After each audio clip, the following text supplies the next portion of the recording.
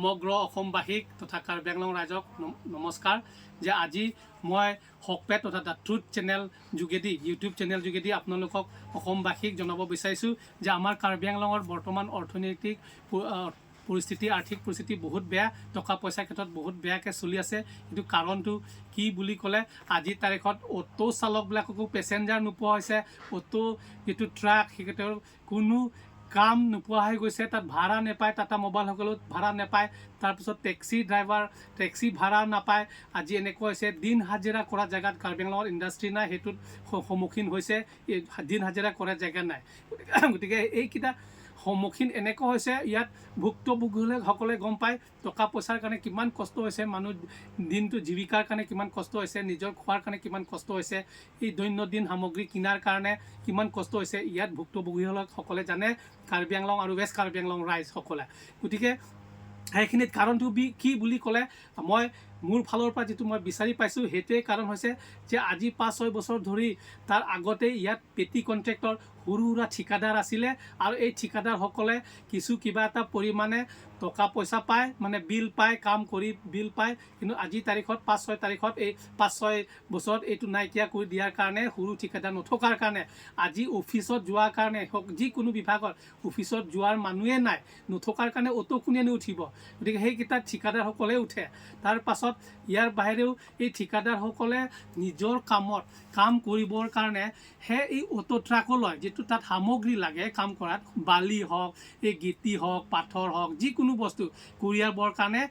এইটোত ভাড়া পায়। তাৰপিছত কাম যদি অকণমান ডাঙৰ হয় তেতিয়াহ'লে টাটা মোবাইল পায়, আৰু কিছু কাৰণ বিশেষত্বৰ কাৰণে আৰু টেক্সিসকলেও ড্ৰাইভাৰসকলেও এইটো ভাড়া পায়। তাৰপাছত সেইকেইটাক বিল পালে ঠিকাদাৰসকলে, সৰু সুৰা ঠিকাদাৰসকলে বিল পালেহে বজাৰ বিচা কিনা হয়। কাৰণ এই সৰু মানুহে ইয়াত ডিফু টাউনৰ পৰা আৰম্ভ কৰি বিভিন্ন গাঁও অঞ্চলৰো সেই সৰু মানুহৰ টকা পইচাহে গৈ পায়। তাত দিন হাজিৰা কৰা, মজুৰি কৰা জেগা থাকে, ইজনৰ পৰা ইজনৰ সেইটো ডিপেণ্ডেণ্ট থাকে, ইণ্টাৰডিপেণ্ডেণ্ট। সেইকাৰণে কি এজন মানুহে পইচা পালে তাৰ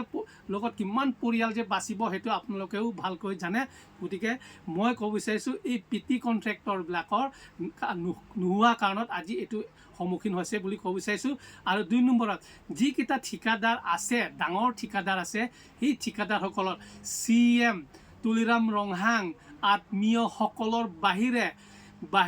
বাকী মানুহ, CM আৰু EMসকলৰ নিজৰ মানুহ কণ্ট্ৰেক্টৰৰ বাহিৰে বাকী মানুহবিলাকক পে'মেণ্ট দিয়া নহয়। ইয়াত এইটো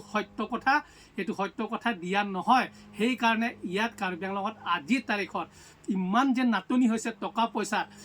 সেইটোত ইয়াত থকা মানুহবিলাকে গম পায়। গতিকে এই কথাটো অসমৰ মুখ্যমন্ত্ৰীয়ে এইখিনি চালি জাৰি চাব লাগে, এইটো তদন্ত কৰিব লাগে বুলি মই ক'ব বিচাৰিছোঁ। আৰু সেইখিনিত মই কাৰণ বিচাৰি পাইছোঁ যে সেইটোৱে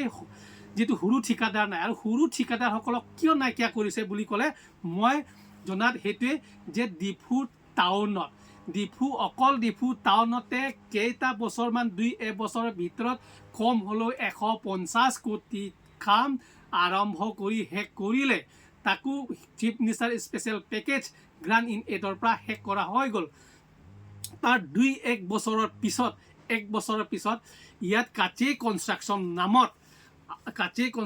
নামত 2 কোটি টকা ডিফু টাউন এৰিয়াত ৰিপেয়াৰিং, আৰু কাচে কনষ্ট্ৰাকশ্যনৰ নামত ডিফু এৰিয়াত 1 কোটি ওচৰা-ওচৰি 99,98,000 এই ৰিপেয়াৰিং। এইটোৱে কাগজ যে তেখেতৰ নামতে দিয়া হৈছে এই ফাৰ্মৰ নামত। গতিকে সেইটোত CMৰ কাণ্ড, সেইটোত মই অসমবাসীক তথা কাৰ্বি আংলং ৰাইজকো জনাই দিছোঁ। আৰু অসমৰ মাননীয় মুখ্যমন্ত্ৰী হিমন্ত বিশ্ব শৰ্মা দেৱকো এই কথা অৱগত কৰিছোঁ। সেইকাৰণে সৰু সুৰা ঠিকাদাৰ নাইকিয়া কৰিছে। আৰু ইয়াৰ বাহিৰে তেখেতৰ ভাতৃ ৰবিৰাম ৰংহাং নামতো 8 কোটি টকা, 8 কোটি 8 crores 98 lakhs, তাৰমানে 9 কোটি ওচৰা-ওচৰি তাকো ৰিপেয়াৰিং, ডিফু টাউন ৰিপেয়াৰিং। তাৰমানে কি 2022 চনত কাচে কনষ্ট্ৰাকশ্যনৰ পৰা 3 কোটি টকা পইচা উঠালে। তাৰ আকৌ 2023 চনত 23 চনত ৰবিৰাম ৰহাং ইংলং এণ্টাৰপ্ৰাইজৰ নামত 9 কোটি টকা উঠালে গতিকে 2-1 বছৰ ৰিপেয়াৰিং কি ইমান জৰুৰী হৈছে কি বস্তু নষ্ট হৈছে ডিফু টাউনৰ মাজত যে 10-12 কোটি টকা আপুনি মেৰামতি কৰিবলগীয়া হৈছে CM সাহেব ডক্টৰ তুলিৰাম ৰহাং ডাঙৰীয়া আপুনি কিহৰ কাৰণে ইমান কৰিবলগীয়া হৈছে আৰু সেইকাৰণে মই অলপ আগতে কৈছোঁ যে সৰু সুৰা ঠিকাদাৰ পেটি কণ্ট্ৰেক্টৰ থকাহেঁতেন সিহঁতক আপুনি প্ৰত্যেক কণ্ট্ৰেক্টৰক যদি 10 লাখকৈ যদি কাম দিয়াহেঁতেন নাই ক'লেও তাত 50-60টা পৰিয়ালে 50-60জন কণ্ট্ৰেক্টৰে কাম পালেহেঁতেন আৰু 50-60টা পৰিয়ালে নিজৰ ঘৰৰ পৰিয়ালখন ধুনীয়াকৈ চলাই লৈ যাব পাৰিলেহেঁতেন ল'ৰা ছোৱালী খোৱা বোৱাৰ পৰা আৰম্ভ কৰি স্কুল ফিজ দিব পাৰিলেহেঁতেন আৰু তাৰ লগত বহুতো ইয়াত শ্ৰমিক অটো পেচেঞ্জাৰ পালেহেঁতেন অটো ট্ৰাক পেচেঞ্জাৰ পালেহেঁতেন টাটা মোবাইল পেচেঞ্জাৰ পালেহেঁতেন দোকান বজাৰ বিচা কেনে হ'লেহেঁতেন গতিকে ইয়াত কিমান উপকাৰ হ'লেহেঁতেন সেইটো আপুনি গম নাপাব কিন্তু আমি সৰু মানুহে আমি গম পাওঁ যে ইয়াত কিমান আমাৰ উপকাৰ হ'ব আপুনি যদি সেইটো কৰাহেঁতেন কিন্তু তাৰ ঠাইত আপুনি 100 কোটি 150 কোটি কাম শেষ কৰা জেগা পুনৰ আকৌ 9 কোটি 12 কোটি টকা আপুনি তাত আকৌ ৰিপেয়াৰিং মেৰামতি কামত খৰাইছে আমিহে জানো কিমান কষ্ট পাইছে আৰু এইটো কাৰ্বি আংলং ৰাইজৰ কাৰণে আনফৰ্চুনেট এইটো দুখিত আমি যে আমাৰ দুৰ্ভাগ্যজনক বুলি মই ক'ব বিচাৰিছোঁ আৰু আজি মই তুলিৰাম ৰহাং CM কাৰ্বি আংলং অট'নমাছ কাউন্সিলৰ তেখেতক বদনাম কৰিবৰ কাৰণে নহয় বাধ্য হৈ মই ক'বলগীয়া হৈছে সমগ্ৰ অসমবাসীকো জনাবলগীয়া হৈছে কাৰ্বি আংলং আৰু ৱেষ্ট কাৰ্বি আংলং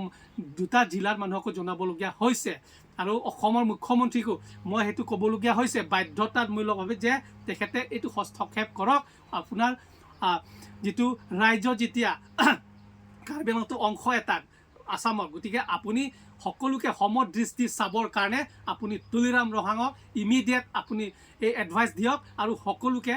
যাতে নেকি জীৱিকা পায় আৰু চলিব পাৰে নিজৰ পৰিয়ালটো এইটো ৰাস্তা কৰক আপোনালোকে এই মাহেকত এজনৰ নামত 5 কেজি চাউল দিলে সেইটো সাফিচিয়েণ্ট যথেষ্ট নহয় তুলিৰাম ৰহাং ডাঙৰীয়া 5 কেজি চাউল দিলে যথেষ্ট নহয় পৰিয়ালটো চলিবলৈ কাৰণে গতিকে তাকো